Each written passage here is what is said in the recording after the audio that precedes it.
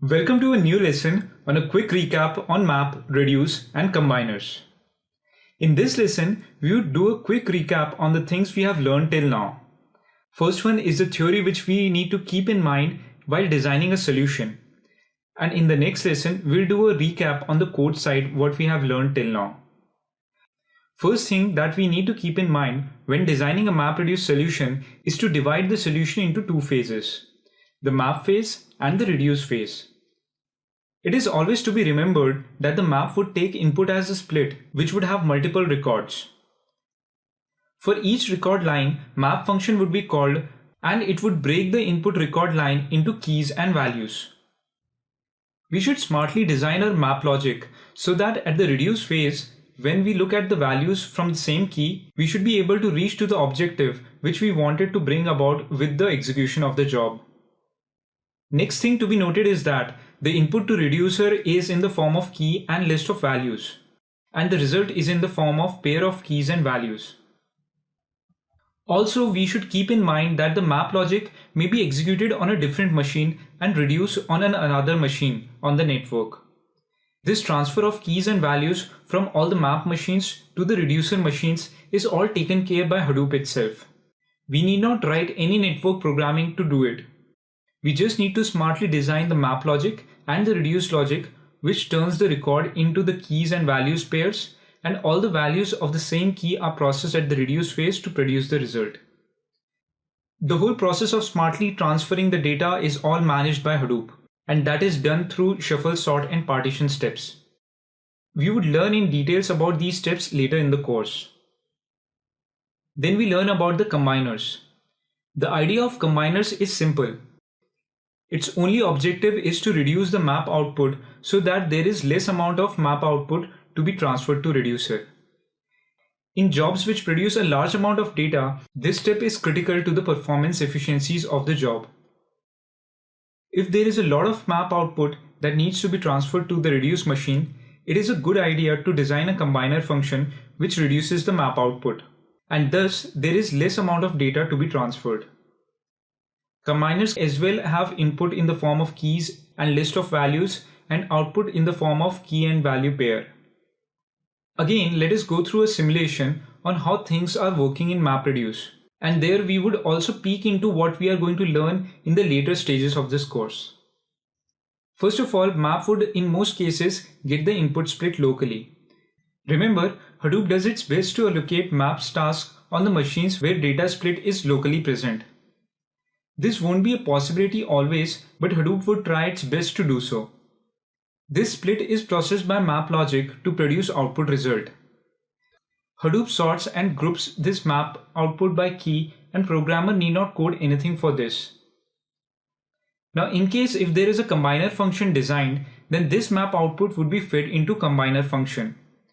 Remember that a map output can go through the combiner multiple times, and so nature of operation done by combiner on the data would be an associative and commutative operation.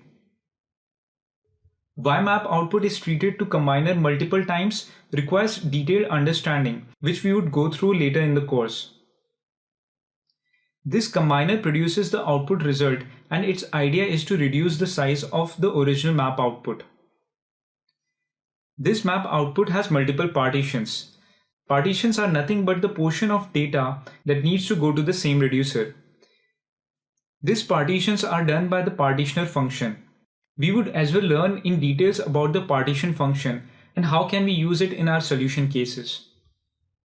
These all partitioning and combining is done on the map machines locally. Like this map task, there are many map tasks that would be running across the network. These partitions are sent to their respective reducers by Hadoop, and again programmer need not code anything for this. On the reduce machine, Hadoop combines all the partitions and feeds in the merged file to the reducer, and reducer performs its logic to output the result. So I would again reiterate the things which we have covered till now in the course. First is that we need to only design the map logic and the reduce logic, and depending on the case, the combiner logic. The sorting of data and transfer of data is all taken care by Hadoop itself, and we need not worry about that. Second, it is not mandatory but would be great if we design combiner function which has the idea to reduce the map output so that there is less data to be sent across the network. Now the most important thing to note is that combiner function behaves just like reducers, as it has the input as keys and list of values, and just like reducer it outputs key and value pairs. So the combiners and reducers inherit the reducer class programmatically, but it is to be very well understood that they are logically very different. Although there can be many situations where we can reuse the reducer class as the combiner class, but it is not always true. As we can see in this diagram, the whole and sole objective of combiner is to reduce the amount of map output. And the objective of the reducer is to find the logical meaning behind the key and its values, which would help us to reach to the ultimate result. So their logical meaning and importance and stages at which they are executed and their design objectives are a lot different from each other and should never be confused with each other. Next, we learned that there is partitioning that happens because of partition function. Partitioning is the step in MapReduce to identify which data goes to which reducer. This same logic to identify the partition is applied across all map outputs, individually on the map machines. And these partitions are then sent across to their respective reducers. We are going to learn in details about partitioners in the coming lessons. The partitions are merged to a file and fed into reducer to produce the ultimate result. I hope by the end of this, you should be absolutely clear about the role and importance and the order of the phases map, combiner, partitioning, and reducer when executing a job. As well, you would have got an overall idea of the MapReduce framework in general. We are going to look in depth a few steps like partitioner later in the course. Please do remember the phases and in which orders they come about when a job is executed in MapReduce framework. This would help you better understand the phases and its importance to the solution.